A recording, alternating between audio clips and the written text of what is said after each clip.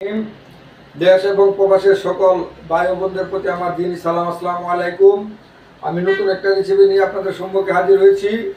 আপনারা দেখেন, প্রবাসে বিশেষ করে প্রবাসে যারা আছে তারা লতি খেতে বাড়ি ইচ্ছুক, কিন্তু লতি বিরক্তকর হিসাবে লতি পাক করতে চায় না বা জানে না। দেখেন লতি পাক করতে কী কী উপকরণ লাগে। আমি প্রথমেই 2 আটি লতি ছুলে কেটে নিয়েছি। তার সাথে নিয়েছি বাংলাদেশি চিংড়ি মাছ, তার সাথে নিয়েছি টমেটো 50 গ্রাম, শুটকি এবং পেঁয়াজ, রসুন, কাঁচামরিচ। আপনারা দেখেন কীভাবে লতি পাক করতে, অতি সহজে লতি পাক করা যায়। দেখেন, অনেকেই বিরক্তকর মনে করে লতি পাক করে না এবং খেতে চায় না, খেতে পারে না। এখন আমার এই রেসিপিটা আপনারা দেখেন, যদি কারো ভালো লাগে আমার এই রেসিপিটা, তাহলে আমার পেজটা ফলো দিবেন এবং সাবস্ক্রাইব করবেন। এবার দিয়ে দিলাম একটা প্যানের মধ্যে দিয়ে দিলাম কিছু তেল, সরিষার সয়াবিন তেলটা গরম হওয়ার পরে দেব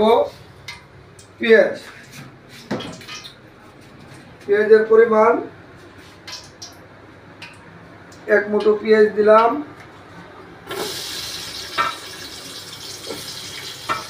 এক মুঠো রসুন দিলাম।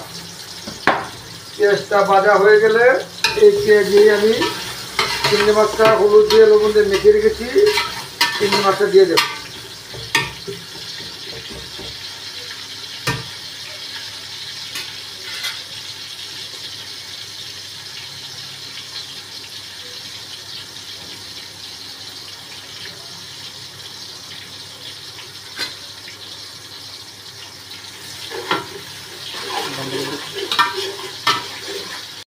আমার চিংড়ি মাছটা ভাজা হয়ে গেছে।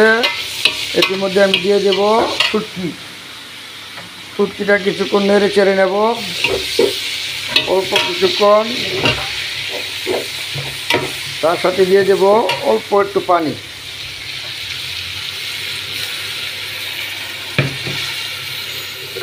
শুটকিটা গলে যাবে, মিশ্রণ হয়ে যাবে, তারপরে আমি দেব মশলার উপকরণ।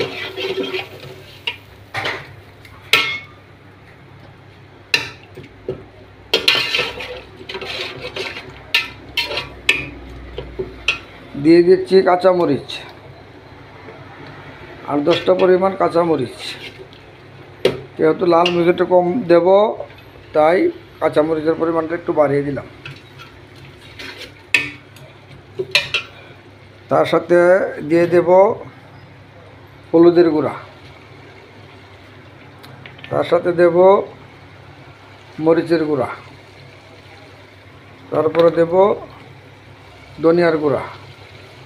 একটা কথা আপনাদের খেয়াল রাখতে হবে, তারপরে দিচ্ছি পরিমাণ মতো লবণ, যার যতটুকু পরিমাণ স্বাদ মতো দিয়ে নেবেন।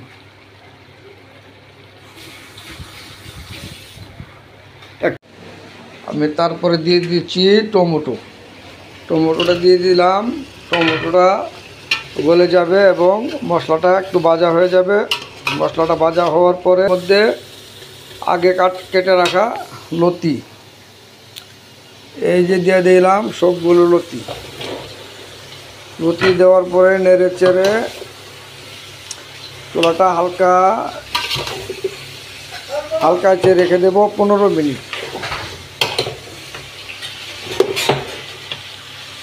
চুলাটা আস্তে লো করে দিলাম।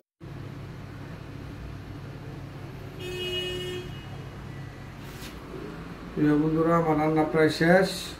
আমি পরিবেশন করে আপনাদেরকে দেখিয়ে দিলাম। আপনারা সবাই ভালো থাকবেন, আপনাদের সুস্থ কামনা করছি, এবং আমার পেজটা ফলো করবেন এবং সাবস্ক্রাইব করবেন এবং লাইক দিবেন। আল্লাহ হাফেজ।